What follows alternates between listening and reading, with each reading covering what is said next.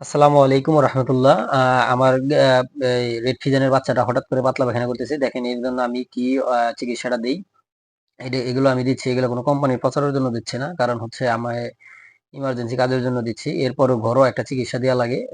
তাহলে যদি বেশি হয়ে যায় তাহলে ঘরোয়া চিকিৎসা দেওয়া লাগে। তাছাড়া এই গাভীগুলা সুস্থ হয় না। আপনারা দেখেন, আমি প্রথমে ওষুধগুলো নিয়ে ভালো করে সেচে, এইভাবে আপনারা সেচে নিবেন, যাতে ভালো করে এই জিনিসটা ফাঁকি হয়। ফাঁকি না হলে তাহলে দেখা গেছে এটা যদি একবার শ্বাসনালীতে চলে যায় তাহলে এই গাভী গরু বা বাছুর যেটা বলেন সেটাকে বাঁচানো সম্ভব হয় না। আর এটা হচ্ছে স্লাইন। এই স্যালাইনটা দিচ্ছি। স্যালাইনটা হচ্ছে শরীরে তাৎক্ষণিক শক্তির জন্য, বা একটু পানি, শরীরে পানির অভাব হয়, জানেন ডায়রিয়া পাতলা পায়খানা হলে শরীরে পানির অভাব হয়, এই কারণে দিই। পরিমাণ মতো পানি নিয়ে তারপর ভালো করে ঝাঁকিয়ে নিবেন। ঝাঁকিয়ে নেওয়ার পর তারপরে চলেন আমি দেখাই। এই যে আমার হচ্ছে এই যে এইটার দেখেন একটু পেট একটু ফাঁপা ফাঁপা ভাব, বা এই কারণে পাতলা পায়খানা করতেছে। আর সাথে আমি আরেকটা জিনিস আপনাদের দেখাই নাই, সাথে আমি একটু সোডা দিছি যাতে সমস্যা না হয়। আমার বাছুরটাকে ভালো করে খাওয়াই নিলাম। খেতে চায় না, অনেক শক্তি, এখনো পারা যায় না, 1 বছর হয়নি তবু।